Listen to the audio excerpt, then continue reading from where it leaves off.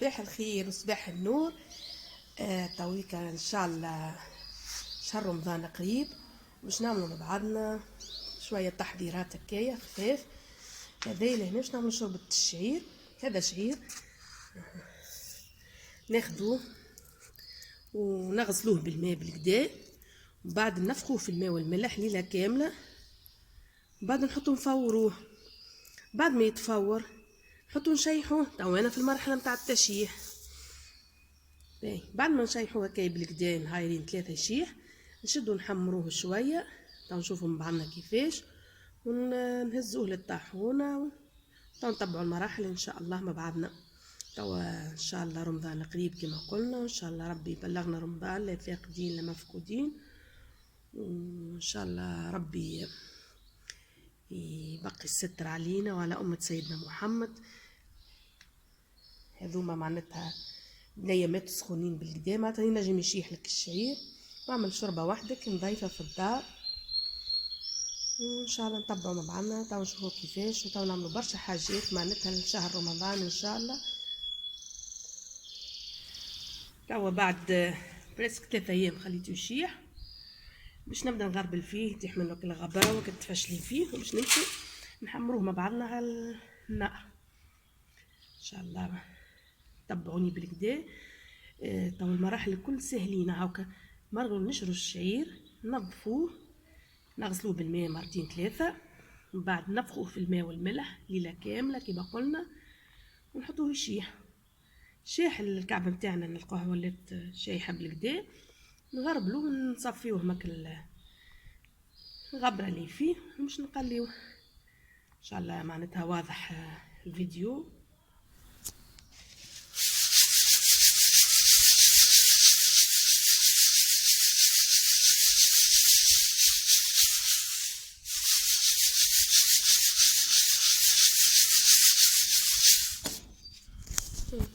شو قديش تفشح بط منه، مع اني منظفته. حتى من بعد ما نعملوا له معناتها التقليه نتاعو، باش نعاودوا نغربلوه كيما هكايا. تبعوني. توا ريت الشعير سهله خدمته، اما فاش صعيب فك التغربيل نتاعو والتصفيه نتاعو. ان شاء الله نوضح لكم بالكدا كيفاش معناتها باش يتغربل، وكيفاش نهزوه مع بعضنا للطاحونه نرحوه. ما ننصحش نعملوه في الماكينات نتاع الدار، خاطر لازم ماكينه قويه باش تدشتشو. او انت تحبها خشينه ولا جويده، انت واش تحب. انا الحق نعملها متوسطه، ماهيش خشينه برشا مش جويده.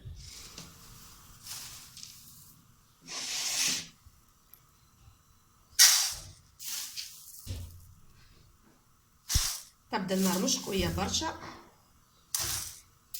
نار متوسطه.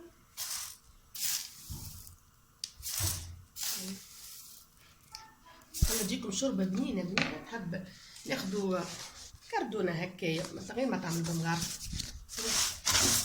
فما شكون يحط يخليه في الملح كيما البسيسه، ما هو بيعطوا منفخ في الملح ما يستحقش. هكايا تجيك الشوربه نتاعك مقليه من غير ما تستحق تشريها بقوات وتقلاها. تشجعوا يا بنات يا عادوا وتوكلوا على ربي. هاكا نبدا نخدم ونصلي على النبي ونذكر ربي.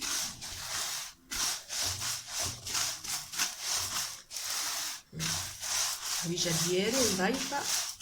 تنجم اللي ما عندهاش معناتها مدخول تنجم تخدم بها، تنجم تعملها مشروع تخدم بيه، تبيع الشوربه في كاكايا.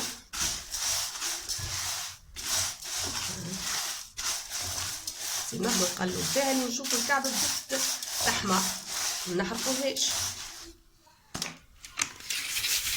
هنا كملنا حملنا الفرن بالكدا. هاكا التحميله هذيك باش تعطيه هاك البنه، وكان فيه شويه ندام تاع ماء ولا حاجه يتنحى. تو باش نمشوا باش نقول واحد باش نحاولوا نحيوا هاك الشعره في السبوله المنتالي هذه.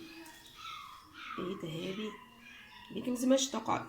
كيفاش باش نحيوهم كعبه كعبه؟ هاي تبعوني نشوفوا كيفاش. حطها توا في حاجه هكا تقسمها على 2 ولا 3 بعد ما قليناها. باش نحك الشعر ناخذوا لوحه عريضه شويه، تبدا كيما هذه مثال. نبدا هكا.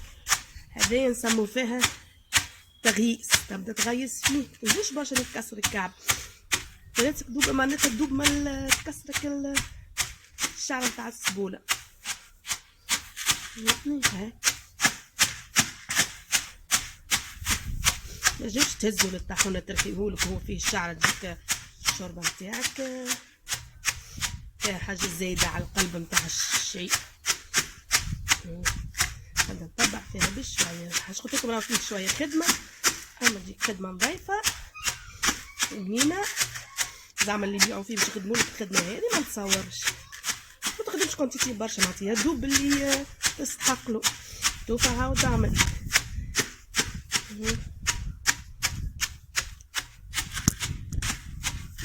كيفاش بعد نغربلها نهزها مثل الطاحونه يرحموني وكها حضرة الشوربه نتاعنا.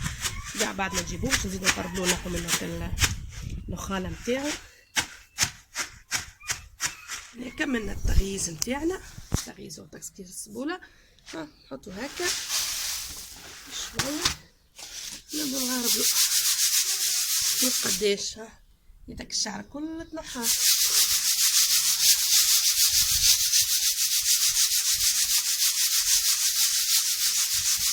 ديما الحاجه الباهيه فيه ريحه محلاها.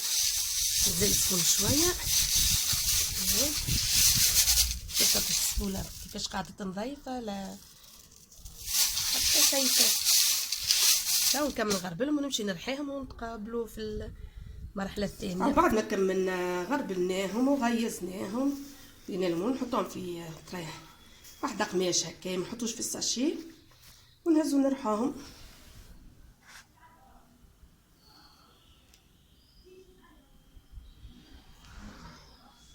تو باش تبدا المرحله عاد الصعيبه نتاع التغربي. بعد ما رحيناه باش نبداو نغربلو فيه ونحو فك الشعره جويده. باش نبداو بالغربال مش هذا اللي عينه جويده شويه هكايا. شفتها تمشي ترحي على الاقل 2 كيلو شعير هكاك باش تطيح لك كونتيتي باهي هيك. اغسل يابتك الغبره نتاعو الكل. زيني نبدا هكا ننفض فيها باش الشعر يطيرها الريح. في خدمه شويه وساعدين وكذا لين يطيح هذا كله. تقعد لك الشوربه لهنا. هاي نزلنا باش نزيدو نصفيوها تو كيفاش كي نغرب نبدا ننفخ عليها القشور كل التير نتاعها. هذه التغربيله الاولى.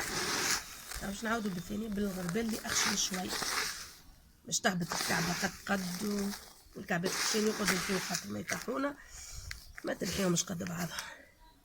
شوفوا الغربال الاخشن شويه تو اللي هو هذا ممكن تخدموها في بلاصه هاويه مش في الكوجينه ولا في البيت بشكل الغبره كل التير البار ما تجيكش معناتها. يلا نغرب فيها توا تهبط الكعبه وقتها. اما الكعبه خشينه تقعد الفوق. توا الكعبه الخشينه لهنا نجم تزيد وحدك حتى في الربو في الدار تعودها ولا تخليك الملفوته هذيا تطيبها. توا وصلنا المرحله الاخرى باش نصفيوها شويه.